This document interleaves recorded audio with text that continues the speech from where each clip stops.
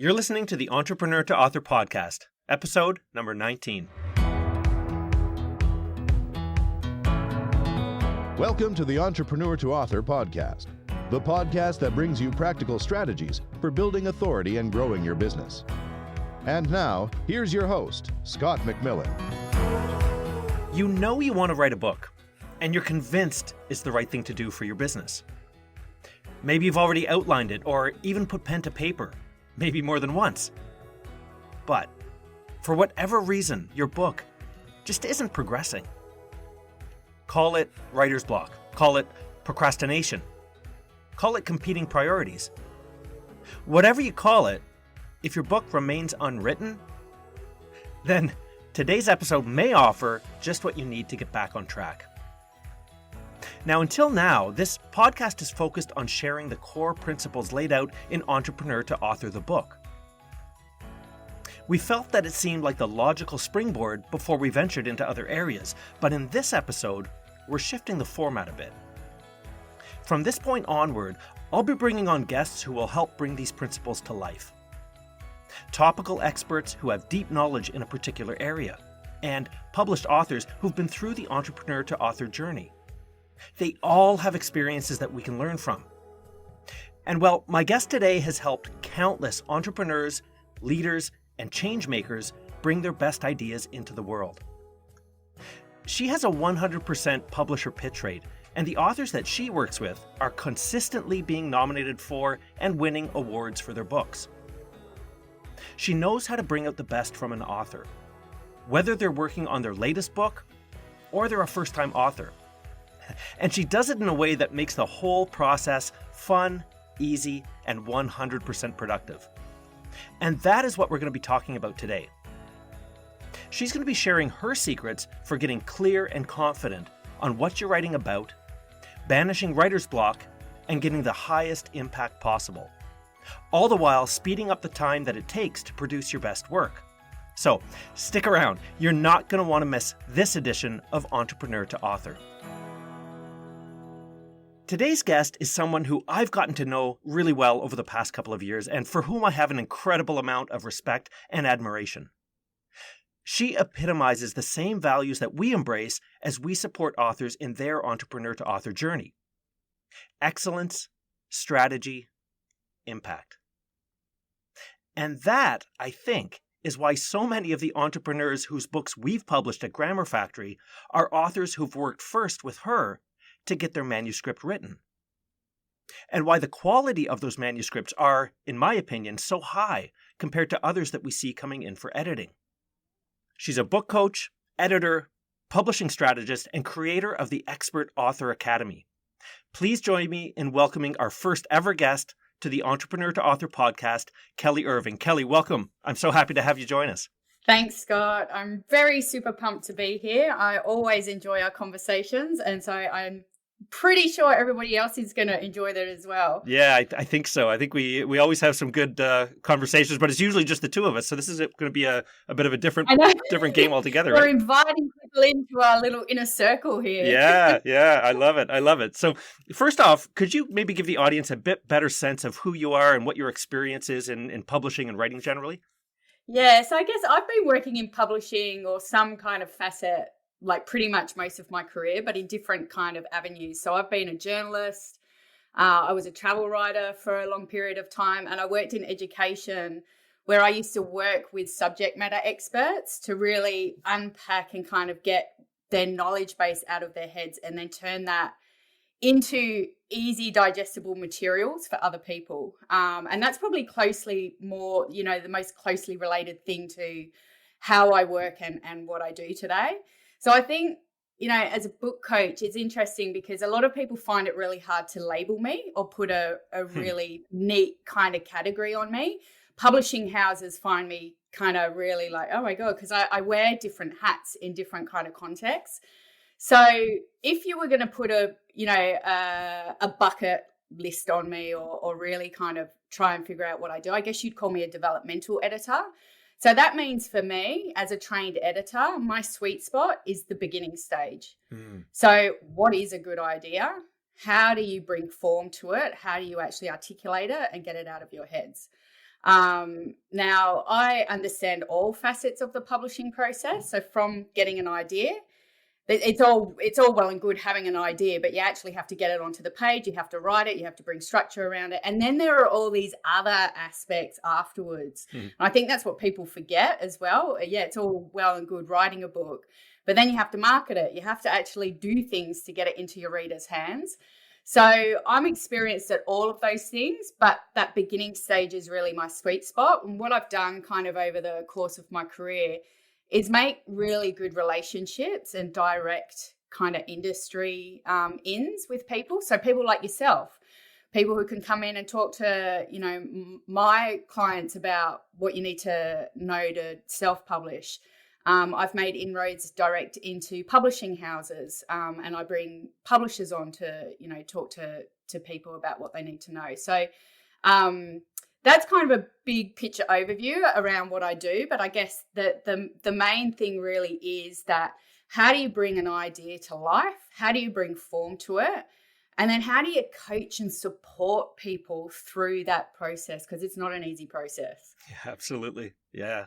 Well, let's talk about that beginning process, because we both work with similar types of authors, right? They're business people, entrepreneurs, subject matter experts.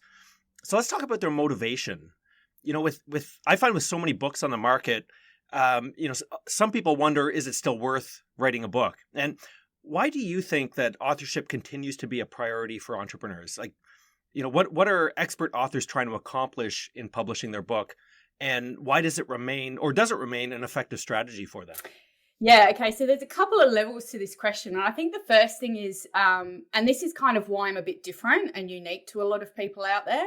So I'm going to bust the myth, because the reason why a lot of people go into this is for positioning, for authority. So they see the value. And of course, if you look around, anyone in your network who has published a book, the result of that is raising your profile. And so people go into this with that as the end goal. I want to write a book to position myself as an expert in my field. So that for me is not why you write a book. That's a result of writing a good book. Right. And that's a difference. And really understanding why, although it seems like a really simple question at first, is actually one of the most challenging things for people to actually really get a sense of. And when you don't have that in mind, I think that's where a lot of a lot of mistakes get made by just sort of setting out just for that positioning as that this is why I'm writing it. I think the thing is, though, why do we still do it in that case? Because it does work. And it is true. If you look at that as a result, that is the result that you get. And I think for me, the reason why and what I try and get people to realize is because what you're working on, although the end result is going to be a book, I can 100% guarantee you by the end result, if you do the work, you show up, you're going to have a book by the end of it. No questions asked. But what you're working on and what the real intangible ROI of a book is, you are working on your whole business message. You are working out how to clarify your message, to actually target a really key aspect of audience, looking at market and your fit in it. So a book actually ends up being a part of your ecosystem. And I think this is another thing I try and kind of bust. We sort of go into it thinking about it as a marketing tool. It is a marketing tool, but it's more than a marketing tool. It's a product. Yeah. It is a product of you, your business, and everything that you do. And when you do it, and when you do it right, you'll see how a book will affect how you speak, how you sell yourself, how you deliver your services, what workshops you put together, what keynote speeches you do. Everything stems from just doing this one tool, which is a book. Yeah, that's a really good distinction. And I think that's what, especially at the starting stages, you can see it's really hard to see that. It's really intangible until you get to the end, until you speak to people who have gone through that process. And when they talk about, the value and stuff, it's way more than you can think about at the start. Yeah. That makes a ton of sense. And you talked a little bit about the mistakes that authors that you work with often make at the front end, right? Often around the goals, and I think conflating perhaps their business goals with the goal for the book itself. As they get into the writing process, what are some of the other things that you see that often people get tripped up on? Let's assume that they've got the right idea for a book and that they've landed on the right, they've gotten clear on who their reader is and what transformation they're trying to help that reader through. But beyond that, where do they tend to get tripped up in your experience? Yeah, well, you mentioned something there, and I think that's interesting, the right idea for a book. So there isn't a wrong idea for a book. Mm-hmm. And I think actually searching for the right idea is actually the thing that trips them up as they start writing. Interesting. So we're always, so we can always do, and I think you said this kind of at the start in terms of, the people we work with and what they're motivated by. So I don't sell motivation because these, the people we work with are highly motivated people. They're probably more motivated than you and I. They're already successful. They're already kicking goals. They've already proved themselves to themselves, to their audience. So I think that's where, and I've had people come to me before who have used book coaches, and that's kind of a key difference because they don't really need motivation. They're already motivated by it. But it is the beginning stages and actually having that strategic view of something that is actually, that is key. And so the right idea in a lot of ways doesn't actually exist. I mean, it does, but it's iterative. So writing, and if you think about, because you're working on your business message, it's an iterative process. It can always be better. We're always clarifying. And so I think when people get used to that, it's a really hard thing to get used to. It's a really hard thing to let go of. But when you sort of make that switch and you see it, that it's always one step in front of the other, always making, always improving, always kind of clarifying, that's where you end up kind of being more motivated and doing more work because of the result of that. So there is, in terms of the, back to the right idea, there's no wrong reason to write a book. But without understanding some of those fundamentals at the start, you'll write a book for your mum, your dad, your sister. Absolutely, yeah. And I think that's really where I see a lot of people going wrong is not having the wrong idea or the wrong this. It's actually that their expectations don't align to reality. Yeah. And so that's a key kind of part of my role is really helping people see that disjoint, because that's where a lot of disappointment and heartache is. And if you think about it, every fiction book has a commercial lens run over it. There's no book that has ever been successful has really been because this was my amazing story and I wanted to share it with people. And, if I put it in a book, I share it, people are going to love it. Yeah. There's still a commercial lens and a commercial kind of thinking and a strategy behind all the other steps that kind of go into it. So yeah, or there needs to be. Yeah, totally. And so it's interesting, that question of where people go wrong. I think that's a key thing to remember is you actually already have the right idea in your head already. Mm-hmm. It's already there. Because you've already got a good basis of work that you've been doing with an audience.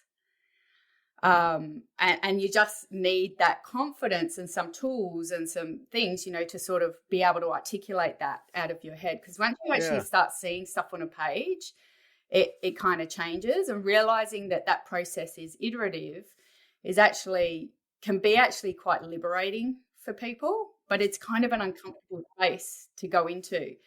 Especially if you're any type of completionist. Yeah. It's interesting what you just said about, you've already got the idea in your head. You've been serving clients. You've been, creating value for people. I don't know if this is true, if you've seen this as well. What I've often seen is a business person who, yes, they're excellent at creating value for clients, and they have great solutions and great ideas that they use every day in their core business. But for whatever reason, when it comes to writing their book, they abandon that and start trying to write on something completely unrelated, or maybe not completely unrelated, but certainly divorced from what they're doing in their business from a commercial perspective, and then it makes it difficult to make that connection between the book and the business. Is that something that you see? Yeah, that's a great perspective. Yes, I do. And the way that it comes across and the way that it turns up and I see it is where people go, what they're trying to do is there's a difference between writing the book that you need to write and writing a book that you want to write. Well done. And so actually, so I don't doubt anybody listening to this has not just one book, but 2 books, 3 books, 4 books in them.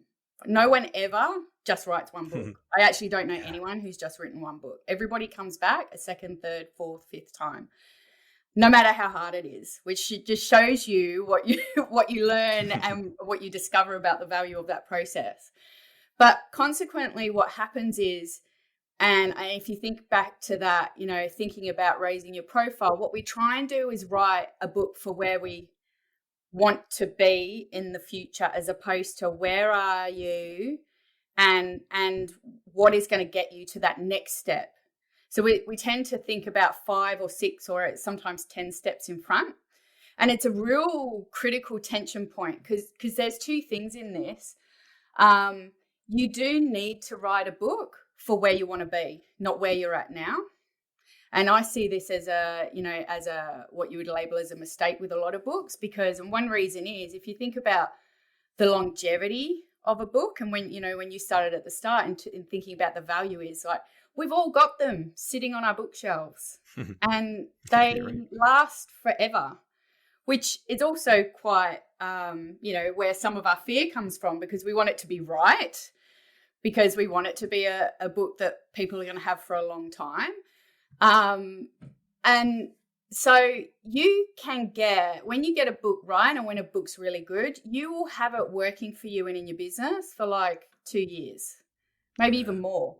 I've still got clients still using their books from like 5, 6, 7 years ago. They still write a new book, but they're still using the old books. And that's, just shows you what happens when you get your message right. Because the message is still kind of similar each time. It's just displayed. Yeah, it's an evolution almost, right? Yeah, exactly. So a lot of people will, think about I think they just forget about the time frames involved with the book. So you've got to remember from this onset and where you're at now, like it might realistically take you, by the time you've written it, got it edited, designed, published, printed, at a bare minimum, which would be quick, you're looking at a 6-month time frame. Most people that I work with are working probably on a 12-month time frame, maybe 8 to 12 months. Could be from the initial idea to actually then getting it into people's hands. I'd say probably 8 to 12 months. So you need to think about where you're going to be in 8 to 12 months time. Because a lot of people will write for now without thinking about then. And so they write something that they've been doing forever, blah, blah, blah, and they're not really that involved with, and they're just going to do it quickly so they can put it in book form, which is great. It gets you a book, but then you've stopped using it after 2 or 3 months because you've already moved on to the next idea. And you see this a lot. People are actually already writing their second book or their third book while they're still working on their first book. And this is kind of why, because they haven't actually got that down pat yet. They haven't really. And they probably didn't realize that until they got into it, right? Yeah. So people, there's always those people you can, anybody that tells you that they're writing 2, 3, 4 books, you say, awesome. Can you just give me one book? Because you've got to really focus on one first. But it is through, and I see this all the time, it is through the process of writing that you will discover what your next book idea is. And that what your initial question was, is that tension pull between what you really want to write, but maybe you're not quite ready for it yet. But you can't really get there until you've done this body of thinking and this body of work first. And so this is why you've got to see it as like multiple stepping stones and multiple stepping steps. Yeah, that's a really helpful way to think because about it will, you evolve. You know, you used Of that course. nice word before, evolution. You evolve through this process as well as your ideas. That's right. Yeah. So, okay. So I think that's a really helpful way to think about it. And so we've talked a bit about the beginning phase. We've talked about some of the mistakes that people make, but can you talk a little bit about the work that you specifically do with authors, and how is it that you're able to get them where they need to get to? And I guess a companion to that is, why is that sometimes so hard for them to do on their own? Because after all, these are, like you mentioned earlier, these are smart, accomplished people who normally don't have any trouble getting things done. Yeah. I think it is that thing. It's like anything. If you, not just a book, anything that you're trying to achieve, you can't do it working in a bubble. And you're always going to progress faster having the right tools and people around you to help support elements of that journey. And I guess that's what I developed. I essentially made up my process. It's just been honed and developed. And one of the reasons was because, one of the books I first ever worked on, so Gabrielle Dolan, she's written like 6 books now. So she's my longest serving client. And her first book, she put it, we were in a co-working space and she put up on Yammer, anybody can help me with this. And I was like, well, I know how to do long form writing. Yeah, I can help you. And we wrote her book together, which I must say, like, that's not ghostwriting, it's supporting. So it's a very collaborative process. You are 100% the author, but I'm going to guide you and show you and edit or give you high level comments to get you to where you've got to go. So I'm not the author at all. It's very different from ghostwriting, where someone would write the book for you. That's helpful. That's a helpful distinction. Yeah, I think that's important. Anyway, that book we pitched it and it got picked up by a publisher, and things kind of steamrolled from there, because I actually started getting pulled into publishing houses and saying, oh, we didn't know you existed. Like, we think you could really help some of our struggling authors. And, the one reason what I discovered was there's a gap. And especially with traditional publishers, you kind of are supported with this idea, and, you've got all the hoo-ha and everybody's really excited around you, and you sign on the dotted line and it's pretty much like, awesome, see you in 3 months with a full completed manuscript. Away you go.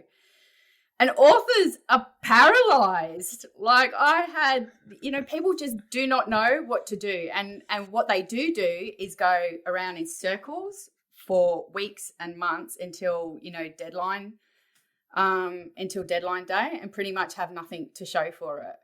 So that's where I kind of came in, because what I did was develop a process to actually help people through those steps. And it was through that process that I kind of realized that, one of the keys at that start is having a really good plan.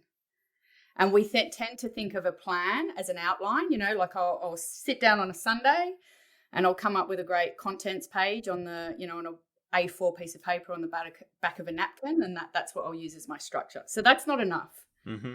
Like, I'm talking about a really detailed plan that outlines the structure for the book and each and every chapter as well. So when you sit down to write, you have a guide there. You know what you're writing. You've got, this is what I'm writing for chapter 1.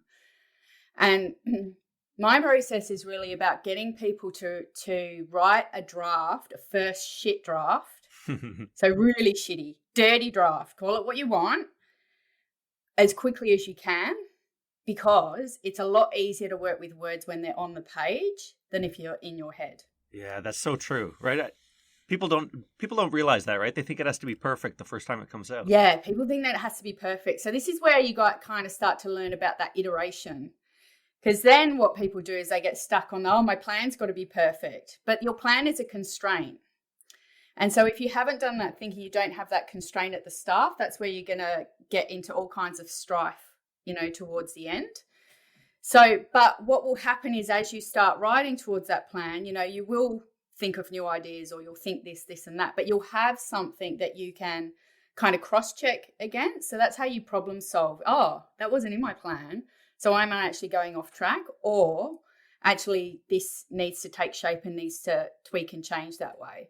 So, but I think what happens is, when you write a first shit draft, in terms of being a motivated person, in terms of, looking for perfection, in terms of, wanting it to be good, that when you've got everything on the page, it is a release, and you kind of can see that there's parts to work with. So a kind of good analogy that I use is it's like doing a jigsaw puzzle. So your book is a jigsaw puzzle, and you've got all these pieces that you have to put together. The issue is you don't have a final image that you're working towards. So you're doing the jigsaw puzzle almost blindfolded. Mm-hmm. So you've got to work out those puzzle pieces and form the image. And it's actually not really until the end, towards the end, that your image is perfectly formed. And I think that's what is really difficult for people, because they kind of go into this, I know my book needs to be like this and that, and it needs to have so many interviews, and it's going to have this and that. And it's like, okay, well, hang on a minute, because why are we doing the book? Who are we doing it for? Where does it fit into the market? And kind of running it through the lens of what it needs to be, as opposed to getting fixated on what it should look like at the end. That's a really good metaphor. And I'd almost layer onto that. It's like a jigsaw puzzle that starts out not just a bunch of pieces, but also blurry. And right over time, you're adding some definition to it as you go. Yeah, and then you get the idea for the second one. So you're trying to work out, is the puzzle piece in the second jigsaw? Yeah, now you've got two puzzles going. Yeah, exactly. Another analogy as well that I use that I think is helpful for people is like, it is like building a house. So what I do is, I do give like a foundational structure for people. And it's like because the reason why is because every house has to have water. It has to have a foundation. It's got, it's going to be connected to the electricity. It might have gas, all these types of things. So every house starts with a foundational plan. So that's what I provide for people is, all those connection points, and okay, you're going to start with 3 rooms and you'll have a bathroom and a kitchen or whatever. Through the process, you will find and create this plan to be your own. So you might decide to add in a room. You might change the color of the walls. You will start bringing in a couch and your bed and stuff like that. And you'll start changing things according to how you like. You might put a deck out the back.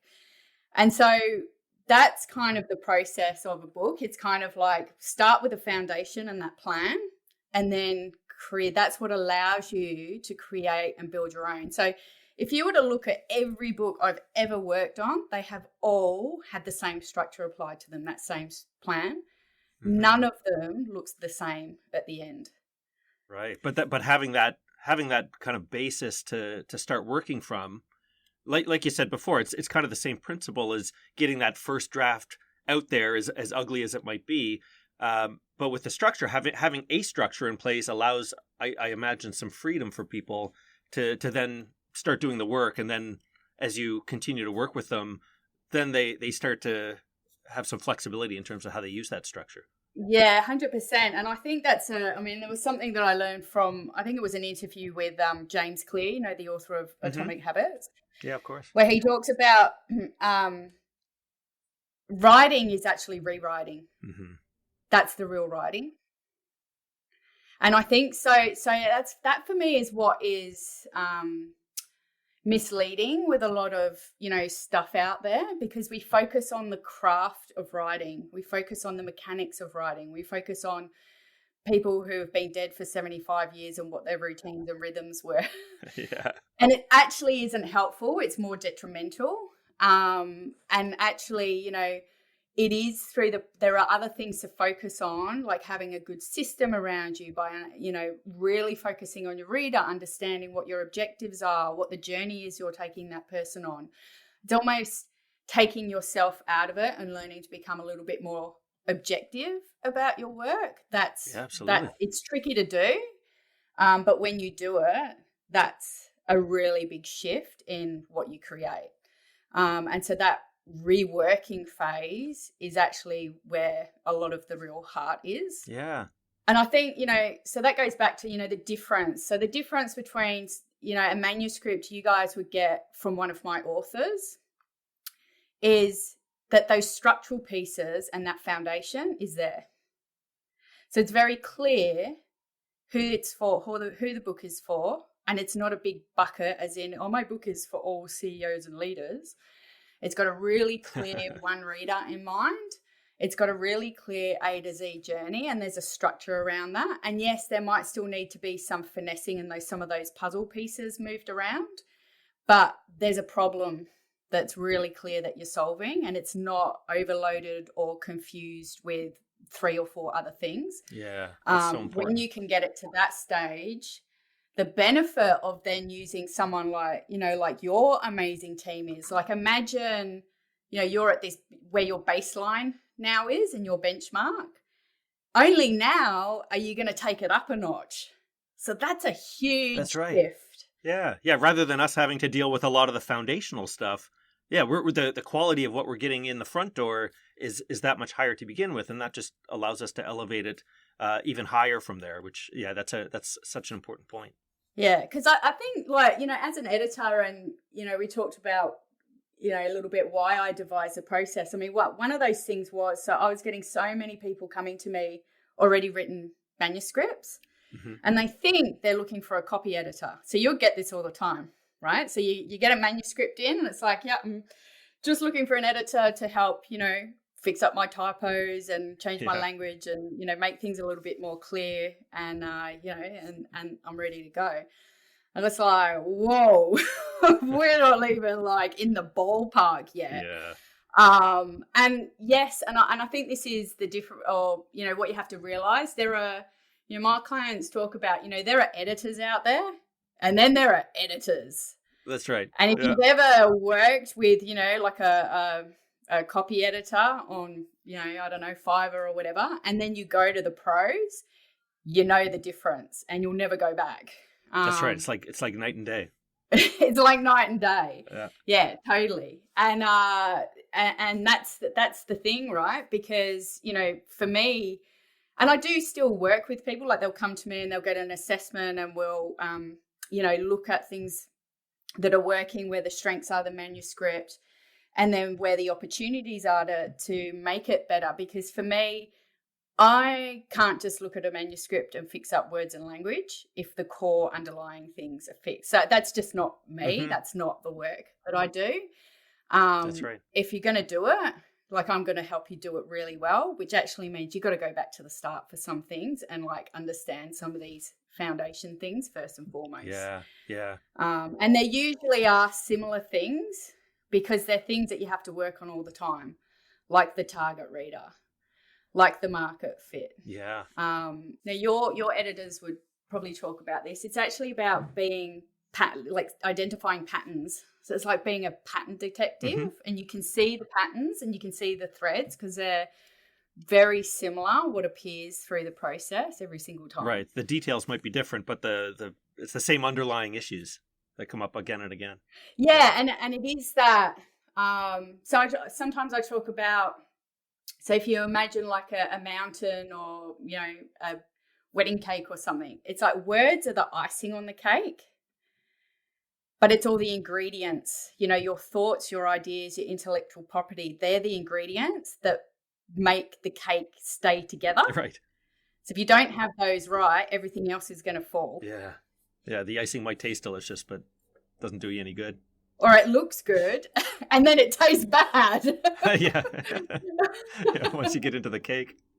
So that's interesting. So, I think a worry for a lot of would-be authors, expert authors, so business people, let's park fiction writers for the moment, is that they won't see a financial return on their investment, right? Their investment of time and money. In your experience working with, a wide range of different business owners, what is it, apart from the editorial, let's assume that the book is good. What is it that separates those that are successful from those who aren't? Good question. I think first you have to define what success means for you. Because I would take, like, just because you've been picked up by a publisher. So if you look at one of my authors who has a book that's been put out by a publisher, does that make that more successful than someone who's self-published one of their books? No. Right. Who knows? And I think so for me, you have to get really kind of go to a depth to think about what success means for you. Because I think we can get, and I see this all the time, so we get fixated on book sales. We get fixated on, and I would tend to say actually most people go into this knowing, and actually this is kind of a flaw because you go into the process knowing I'm not going to make any money from my book. Like that's not where everybody already knows that, royalties and what you get back, all of that is really low. So I'm going into this knowing I'm not making any money from my book. But actually, that's not necessarily a really good mindset to have because you're already putting failure. It sets expectations pretty low, doesn't it? Exactly. You've already set your benchmark really, really low.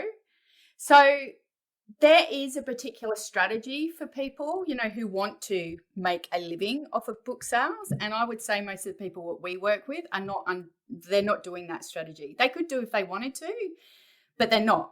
Because they do see the value in, you could give your book to one of the right people and you'll get, a contract based on that or a body of work based on that. And that's basically just paid for its book right there. So exactly. One contract can pay for your book right there. So I think there's a couple of things in this. I think people who are successful in this, they do see it as a marketing cost. So if you look at a comparison, you could spend 20 grand on a website. You could spend 20 grand on a book and have it for, 5 years, if not more, forever. You can have it on your shelf. But we don't flinch. I mean, we might flinch a little bit, it costs the website, but we kind of don't. We're like, yep, we've got to have it, see the value in it. So that's what I'm going to spend in it. So in comparison, you actually get a lot of value from writing a book. It's just that we get hung up when we're not really expecting what that cost will be.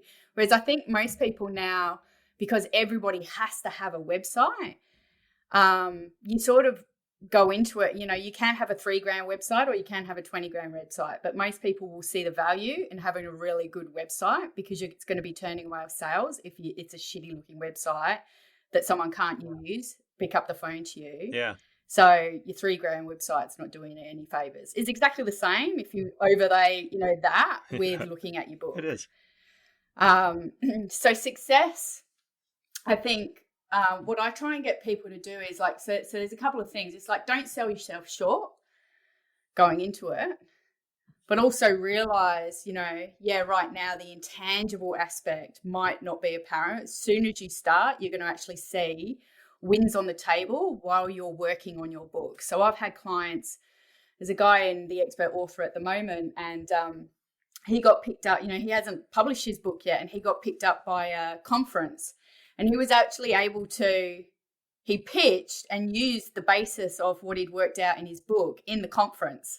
Oh, he did. He was like, I never would have been able to do that if I hadn't have sat down and written my book, and I haven't even pressed publish on it yet. I've been trying to get in this. Yeah, but he thought it all through. Yeah, but he was like, I had it all there. It was all structurally worked out. I pretty much used the content from my book. So you do start getting those wins, quite early on. It doesn't have to be just at the end.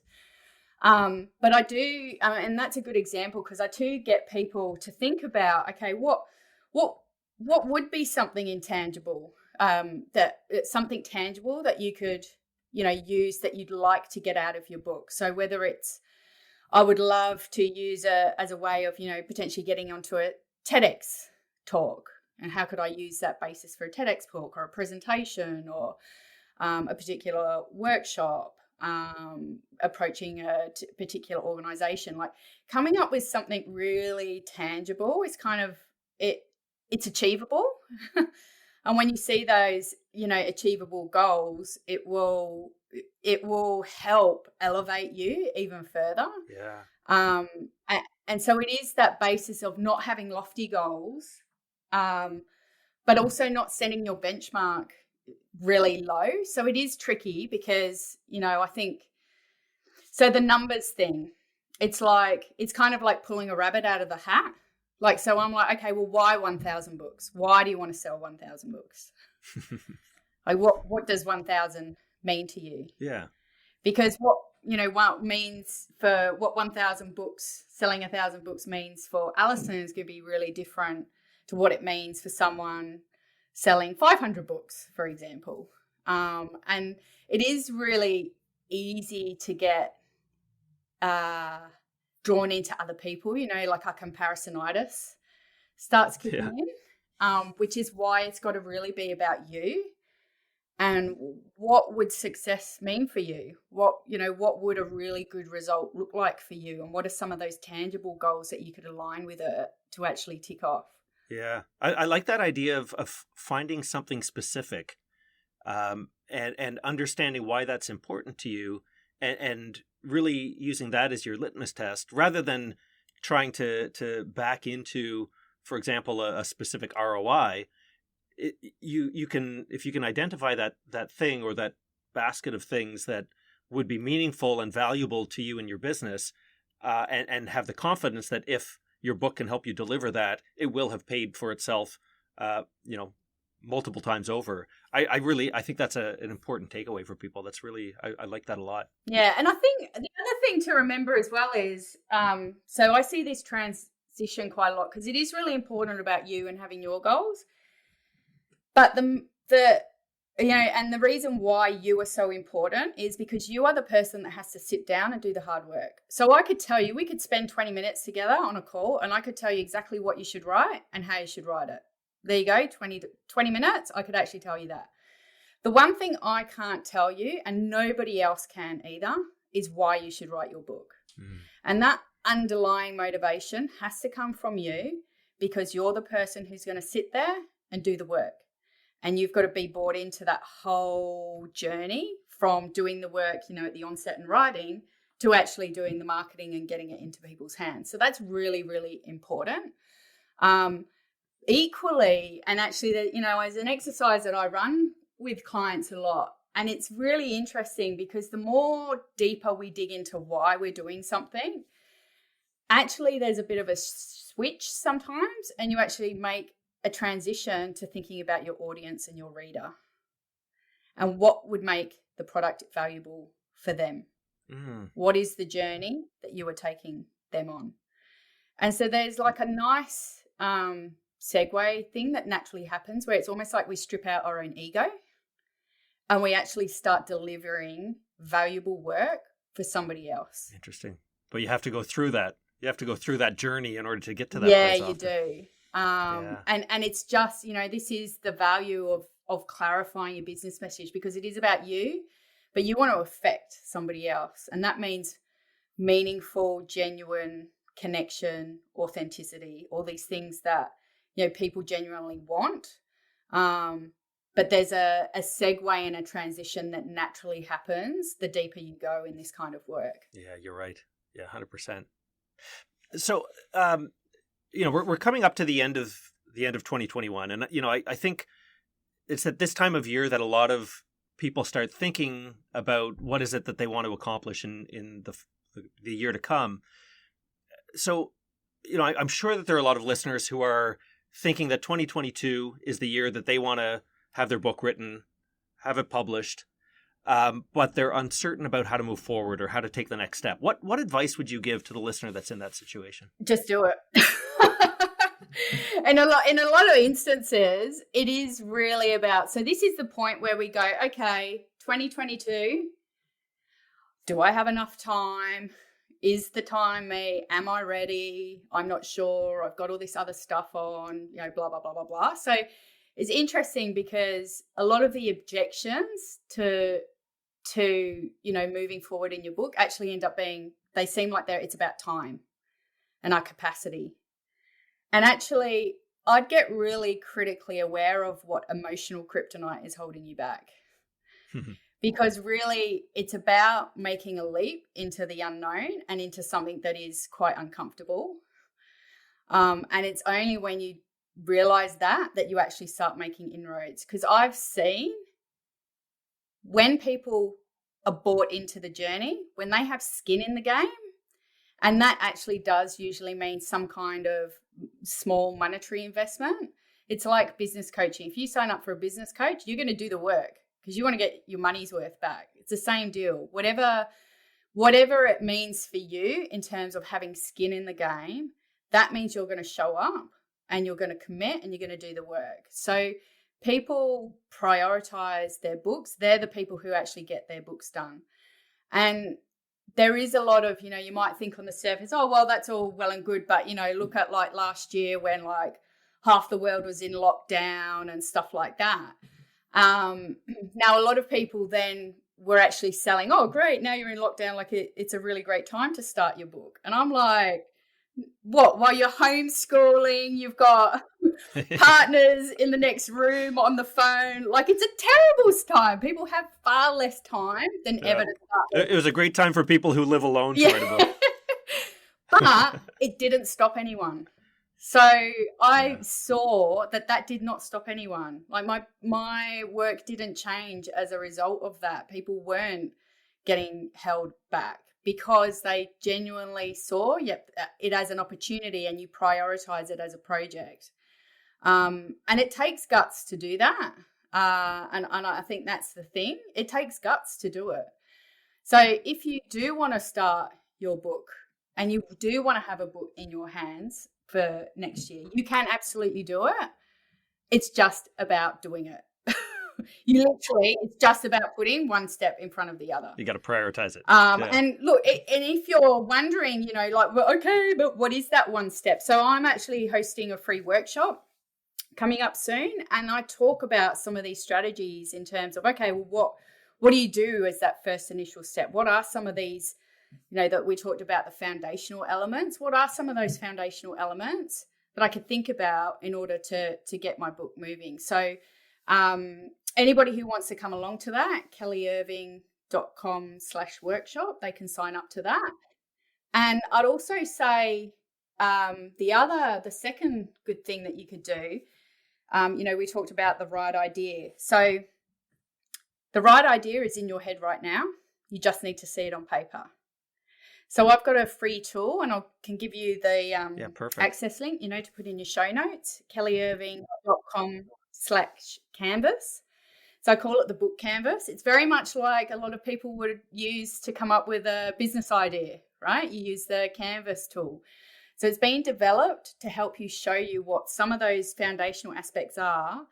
And actually, you can do it really quickly, 15 minutes, and you'll actually see what you've got in your head on the page. And you can do it multiple times. So you can like lay it out and see, oh, this is book one.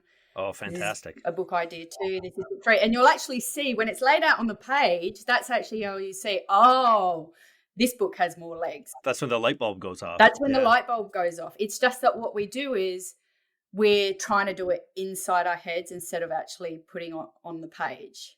So that's a really great tool, and it's a free tool just to actually see. You have that idea, it's in your head. Once you see it on the page, that's going to give you the inroads to take the next steps. Brilliant. So would those be the best places for people to reach out and get in touch with you? The workshop, kellyirving.com/workshop and kellyirving.com/canvas, was it? Yep. And look, I'm always happy to chat to people in your circle, Scott. So anybody who wants to reach out direct, content@kellyirving.com. Always happy to chat to people in your circle. So Kelly, thank you so much for taking the time to be here. You're a true expert and you're so generous with your time and knowledge. And I personally feel really lucky to know you and have you as part of my professional network and as a friend. So thank you again for being here. Thanks, Scott. Thanks, everybody, for listening. Go ahead, do your books, write them. Now, wasn't she just great? I love Kelly and her approach to writing and publishing. Even I learned a lot from our chat, and I hope you did too. Yes, it's work. Yes, it takes courage. You heard her say that. But publishing a book is as rewarding as it comes when connected to your business to you and the service you provide to your readers. As I reflect on this episode and the conversation I just had with Kelly Irving, I want to leave you with a few takeaways I think were especially important and insightful. So, remember this.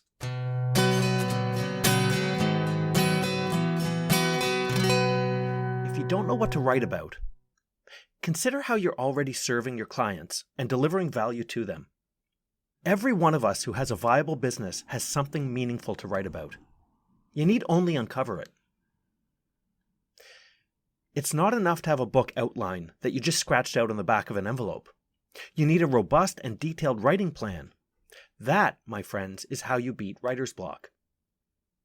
But even with a plan, it's in the iteration when that magic happens.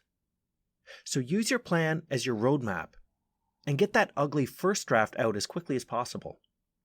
And then be open to how writing and editing can evolve your manuscript beyond what you thought you were capable of. And finally, if you have your eyes set on publishing your book in 2022, don't hesitate to get help if that's what you need to get it written soon, and written well. Someone like Kelly can really expedite your time to market and up the impact of your book. And that is an investment worth making every time. Now is the time. Time to write, time to publish, and time to grow. I'm Scott MacMillan. Until next time.